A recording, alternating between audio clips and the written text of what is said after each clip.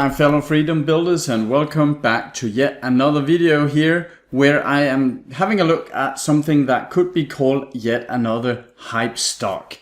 We're going to have a look at Workhorse, which is the new and upcoming talk of the town the last couple of weeks. And I actually had a little discussion about it with some people in a Facebook group the other day, which led me to take a very small portion of a speculative stock buy in it, and let's see if I have regretted that or what I'm going to do with that.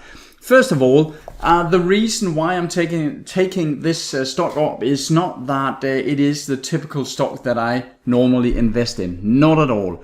But lately, there has been a big fuss and a big hype about stocks with electrical vehicles, with big growth potential, and a lot of retail traders are really running towards these stocks. And a stock like Workhorse, up until just a few weeks ago, was a very low market cap, but now it is going up. The reason why people are asking me about it and asking me to make some sort of analysis here, I guess you can see it right here. The Workhorse stock simply has exploded down from around $2.50 and up to $14.50. The day I had the discussion in a Facebook group about it was around here, the 17th, I think it was, maybe the 18th, and I bought it up at 5.10. So I was not at all in from the beginning here, but as you can see, I had my green to go signal here, and I thought, oh yeah, why not try it with $1,000 here? So I went in. And for now, the stock has almost tripled, which is absolutely insane. It is absolutely not something I would recommend that you put your money into unless it is money that you can afford to lose. So this was a very speculative buy. And let me tell you why I think this stock actually can go up a bit more. First of all, let's have a look at the fundamentals and what they actually do. So when we're looking at the stock here on their website, Workhorse, what they do is that they are having some electrical vehicles in a special niche called the delivery vans. I'll show you a picture of them in a second. But what they are not is that they are not the Tesla competitor for the private car segment here. And they're definitely not in the in the big trucks where Nikola and where some of the other Nikola and Tesla and so on are working. So they kind of have their own little niche here, where many of the vans normally are run on gas, diesel, or on gas, normal gas, natural gas here, and this is a bit of a special situation because they have this almost by themselves, or at least in this specific segment here. They also do some delivery drones. I'll get back to that. I'm not too impressed by that. And then they have something called telematics. What you can do here, and the funny thing here is, and I'll link to this below so you can read it for yourself, but they are actually not the new upcoming typical IPO that have been in business for 13 years and have been a bit back and forth between different owners and trying different products, but they are not the new upcoming. They actually have quite a lot of experience, a bit like Hylian that I mentioned in the other video the other day, that actually have customers, that have experience, that have products out on the street. So that is actually where Workhorse is a bit over in the Hylian niche here. They already have existing and emerging Workhorse vehicle portfolios. They have some cooperation with UPS, DHL, and so on, FedEx, and these are the typical customers that would use this product here. When we are looking at, they already have some production locations here. That's all very fine. You can read all about it on the website. They also have some investors material here. We can just scroll down and have a quick look. Here are the typical product. They have a C650 and a C1000. That is their two main products here.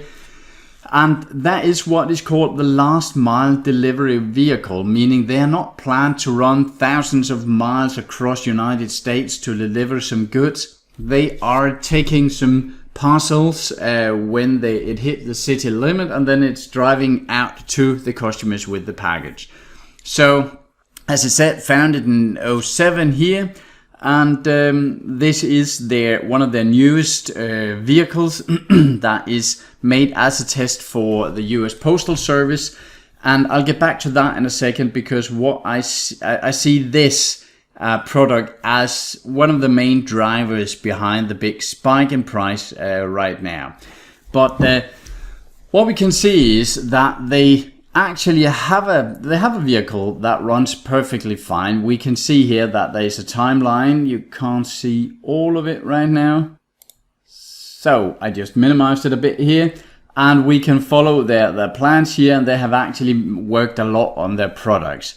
This is, as I said, their main product, designed in partnership with UPS. That is great because that gives them some real life experience here. It is a 100-mile fully electric range with optional horsefly delivery drone. I'll get back to that in a second. Multiple size configuration, initial anchor order of 1,000+ units. I couldn't find too much about this pre-order of these 1,000 units, but since this is actually a vehicle that is out and running, I'm not too worried about them being able to deliver their products, because there are not many technical issues that like with Nikola, where I am very much worried about all the technical issues they could run into. They have all the plans, all the visions, but it kind of lacks some real-time test. So they have a complete real-world last-mile package delivery pilot program, blah, blah, blah. A lot of information here. That is their main product. Then there is the Workhorse Metron Telematics. That is a cloud-based, data-driven proof of performance monitoring system where you can, as a parcel deliverer, you can use this system and use this data to optimize your day-to-day operation. Then there is what is called the next generation horsefly drone here. First of all, who calls a drone a horsefly? Excuse me, we have horses here where I live, and the most annoying insect in the world when you have horses is a horsefly. And it weighs something like 0.01 gram, and it can do a world of damage. So now you're taking a huge drone and you're calling it a horsefly, and I can just imagine what kind of damage that would do. This is definitely not a person that has been around horses that chooses to call this a horsefly, unless of course you are inventing the most annoying and damaging piece of flying equipment you have ever seen. Anyway, what the plan is that these drones should or could be mantled on top of these, or kind of in a little elevator, it looks like, so that it can, when the car drives in and when the vehicle drives into the city, this drone can fly out and deliver the packages. And to be honest, from what I have read and seen in their material, I am not at all impressed here. It is improved by the FAA, which is of course a must if you want to fly in US airspace. And that is fine and good. And maybe in 10 years and 20 years, when drones really gets big, then their patents can maybe be a good income. But this is not, they're not growing right now in price because of the drones, I can promise you that. They have something here about how they are improving their old generation 1 series. They're making it lighter. Actually, the battery pack a bit smaller, but that is because that all of the rest of the vehicle is getting lighter and better. They are lowering the floor height and so on, and making the mileage even better. So great, they're tapping into a great market. To be honest, before I started researching this company, I was not even aware how many of these vehicles that were driving around, but of course there are a ton of them. And there are some sample customers here. that some of them they have worked with, some they could work with. That is one of the potential risks here, of course, that when they're going into this market, they're only kind of a limited amount of potential customers.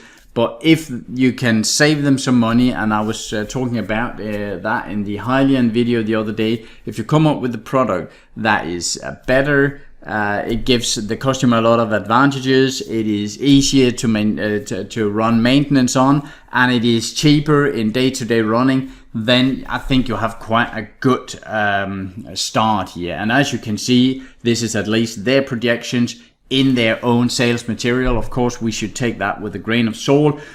We can see that normal gas here and this electrical generation here.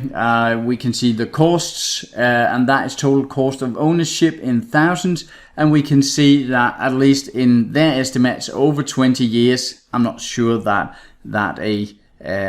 for instance UPS, I'm not sure they would keep this small trucks for 20 years, but if they did, they would, at least according to these calculations, they would be saving a lot. So that is great. There is some comparison here. The reason why I'm running a bit fast over this is that this is not, you can go in and read all of this yourself if you are into Workhorse here for the long-term investment case. But what I'm saying here is that I'm not certain, at least $1,000 I put in was not for the long-term case. That was for actually two very specific reasons. So what we can see here, according to the UPS, or in collaboration with the UPS, we can see that there are 6 orders placed, totaling 1,345 vehicles. There is a 345 Generation 1 Workhorse step vans deployed by UPS, and they have 5 million plus miles driven by Workhorse vehicles. So they actually have a lot of real-time data to build this on. So great, there is some manufacturing and so on and so forth. However, here is, I wouldn't say the prettiest vehicle I've ever seen. Actually, I think it looks weird, but that's not really the point here, because USPS, the United States Postal Service, they are they have asked for vehicle vendors to come up with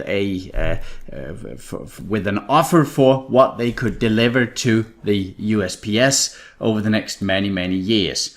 And Workhorse have been approved to come up with an offer here, and if they are chosen to be delivering their vehicles to USPS, then that is potentially 165,000 vehicles at a total revenue of $6.3 billion.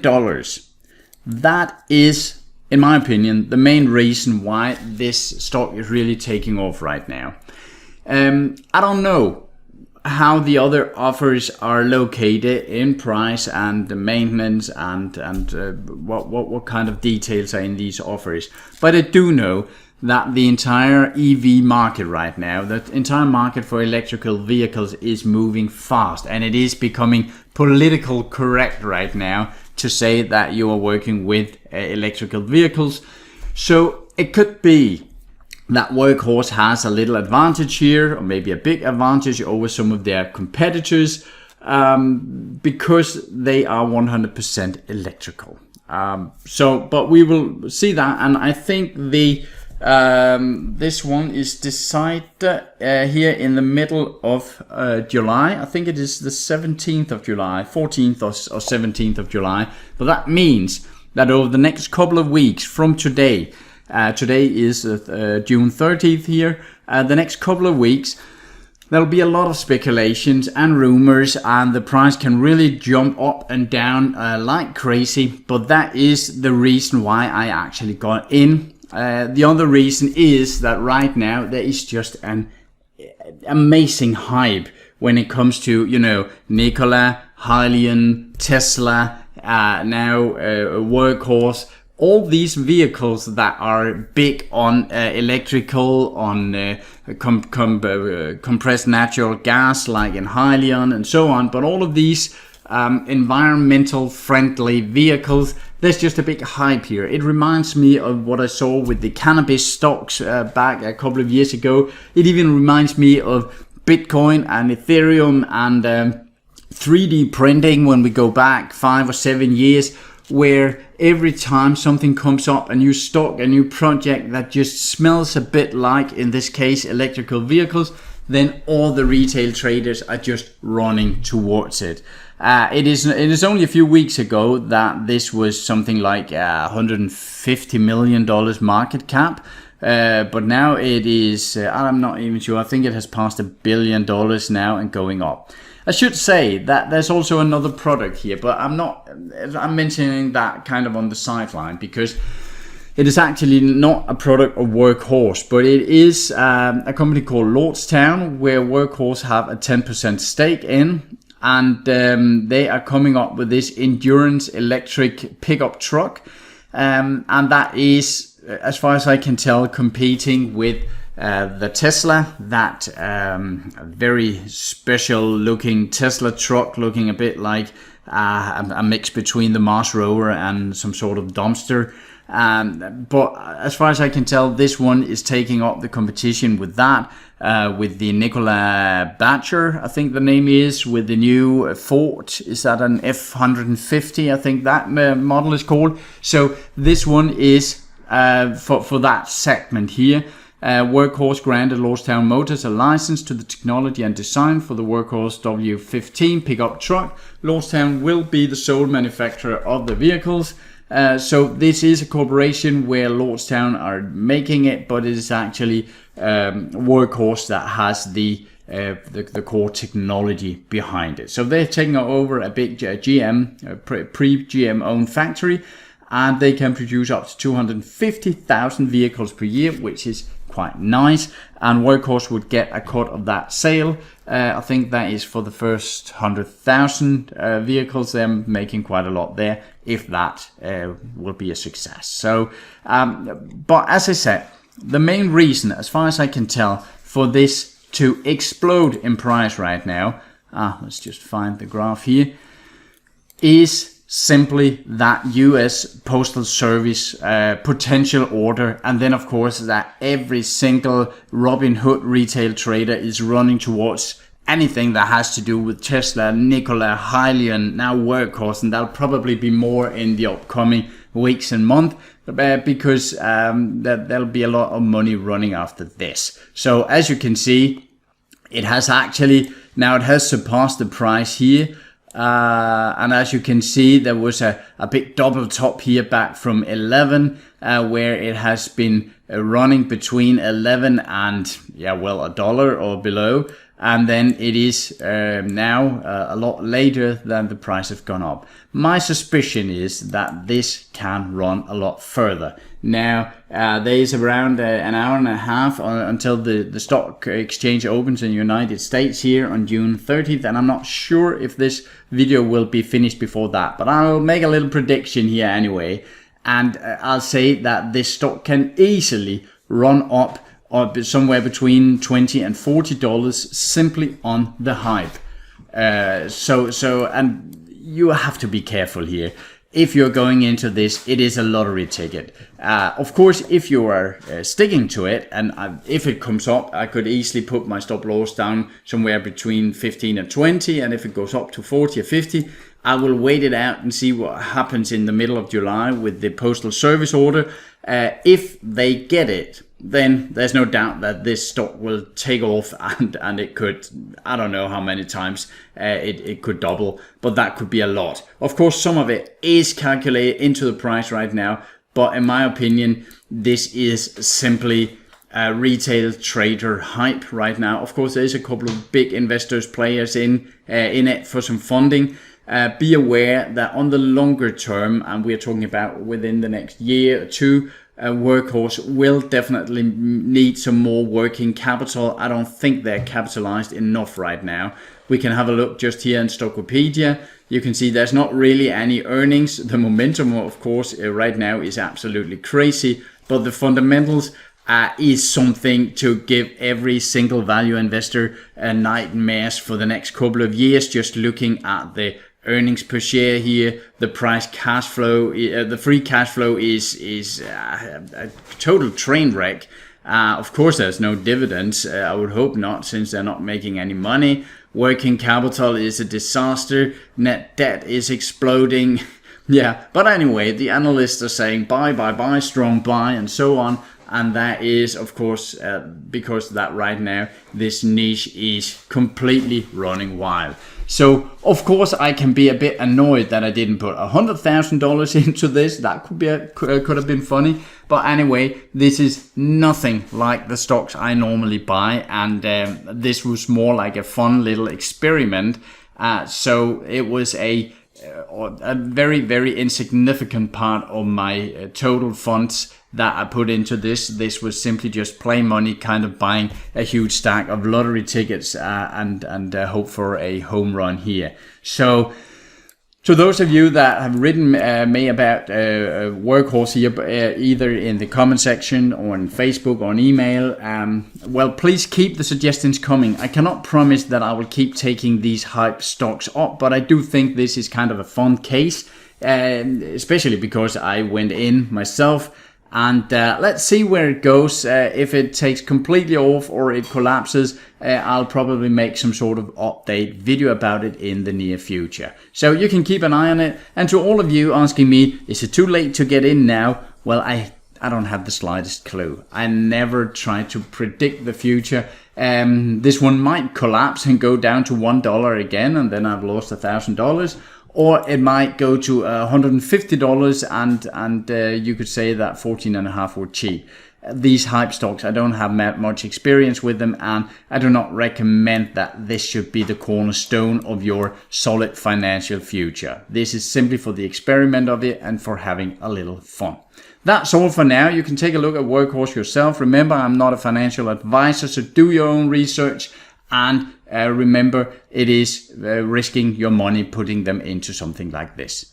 Take care out there. Remember to subscribe to my channel, like the video, and take care of yourself and your money out there. Bye for now.